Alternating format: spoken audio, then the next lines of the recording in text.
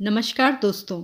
सनातन धर्म में आस्था रखने वाले लोगों के लिए साल 2024 का पहला महीना यानी जनवरी बहुत ही खास रहने वाला है।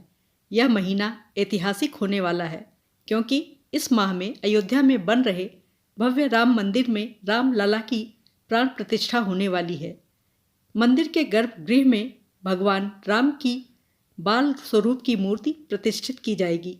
हिंदू धर्म में किसी भी मंदिर में की जाने वाली भगवान की मूर्ति की प्राण प्रतिष्ठा का बहुत महत्व होता है। धर्मगुरुओं की माने तो मंदिर में भगवान की मूर्ति की प्राण प्रतिष्ठा के बिना उनका पूजन अधूरा माना जाता है। 22 जनवरी को रामलला के मूर्ति की प्राण प्रतिष्ठा की जाएगी। ऐसे में हम में से बहुत से लोग इस बात को जानना चाहेंगे कि प्राण प्रतिष्ठा क्या होती है।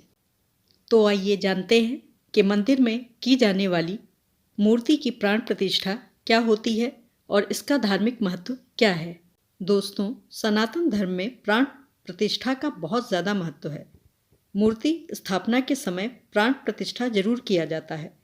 किसी भी मूर्ति की स्थापना के समय प्रतिमा रूप को जीवित करने की विधि को प्राण प्रतिष्ठा कहा जाता है। प्राण शब्द का अर्थ है शक्ति और प्रतिष्ठा का अर्थ है स्थापना। ऐसे में प्राण प्रतिष्ठा का अर्थ है जीवन शक्ति की स्थापना करना या देवता को जीवन में लाना। दोस्तों, अगर हम भगवान की मूर्ति में प्राण प्रतिष्ठा के महत्व की बात करें तो सनातन धर्म में इसका बहुत अधिक महत्व है। कोई भी मूर्ति प्राण प्रतिष्ठा से पहले पूजा के योग्य नहीं मानी जाती है।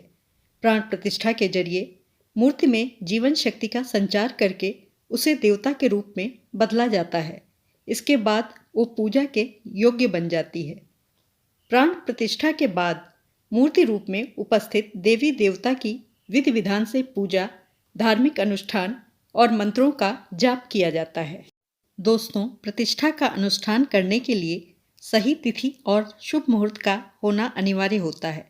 बिना मुहूर्त के प्राण प्रतिष्ठा करने से शुभ फल नहीं मिलता है। दोस्तों, आइए जानते हैं कि प्राण प्रतिष्ठा की विधि क्या होती है। सबसे पहले प्रतिमा को गंगा जल या विभिन्न पवित्र नदियों के जल से स्नान कराया जाता है। फिर स्वच्छ वस्त्र से मूर्ति को पोंछकर नवीन वस्त्र धारण कराया जाता है। इसके बाद प्रतिमा को शुद्ध एवं स्वच्छ स्थान पर विराजित करके चंदन का लेप लगाकर श्रृंगार किया जाता है।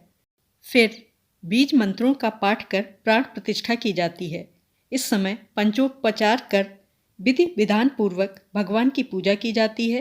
अंत में आरती अर्चना कर लोगों में प्रसाद वितरित किया जाता है। साथियों, हमने अब तक यह जाना कि प्राण प्रतिष्ठा क्या होती है और उसकी विधि क्या है और उसका महत्व क्या है। अब आइए जानते हैं कि 22 जनवरी को रामलला की होने वाली प्राण प्रतिष्ठा में उनके लिए कहाँ कहाँ से क्या क्या उपहार आ रहे हैं। दोस्तों, रामलला की प्राण प्रतिष्ठा 22 जनवरी को होगी। इसके बाद भगवान को विशेष भोग लगाया जाएगा जिसमें ननिहाल के चावल और ससुराल का मेवा शामिल होगा। ननिहाल छत्तीसगढ़ से 3000 क्विंटल चावल अयोध्या आएगा। ये अब तक की सबसे बड़ी चावल की खेप होगी जो अयोध्या पहुंचेगी। इसे छत्तीसगढ़ के जिलों से एकत्र किया गया है। भगवान राम की ससुराल नेपाल के जनकपुर से वस्त्र, फल और मेवा अयोध्या पहुंचेंगे। इसके अलावा उपहारों से सजे 1100 थाल भी होंगे। नेपाल से आभूषण, बर्तन, कपड़े और मिठाइयों के अलावा भार भी आएगा जिसमें 51 प्रकार की मिठाइयाँ, दही, मक्खन और चांदी के बर्तन शामिल होंगे। दोस्तों, अगर बात उत्तर प्रदेश की करें तो उत्तर प्रदेश के एटा जिले से रामलला के दरबार में अष्टधातु का 21 किलो का एक घंटा पहुंचेगा। दावा किया जा रहा है कि यह देश का सबसे बड़ा घंटा होगा जिसकी लागत 25 लाख रुपए है। इसे बनाने में 400 कर्मचारी जुटे हुए हैं। यूपी के एटा से अयोध्या पहुंच रहे घंटे की चौड़ाई 15 फुट और अंदर की चौड़ाई 5 फुट है। इसका वजन 2100 किलो है। इसे बनाने में 1 साल का समय लगा है। प्राण प्रतिष्ठा के लिए गुजरात के बड़ोदरा से 108 फीट लंबी अगरबत्ती अयोध्या भेजी जा रही है जो बनकर तैयार है। इसे पंचगव्य और हवन सामग्री के साथ गाय के गोबर से बनाया गया है। इसका वजन 3500 किलो है। बड़ोदरा से अयोध्या पहुंच रही इस अगरबत्ती की लागत 5 लाख से ऊपर है।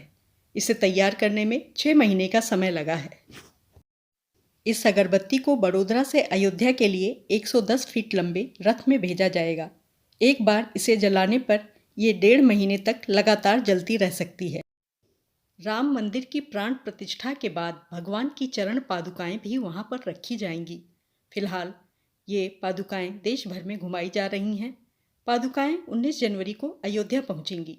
इन्हें हैदराबाद के श्री चिल्ला श्रीनिवास शास्त्री ने तैयार किया है। श्री चिल्ला श्रीनिवास शास्त्री ने इन श्री राम पादुकाओं के साथ अयोध्या की 41 दिनों की परिक्रमा की थी।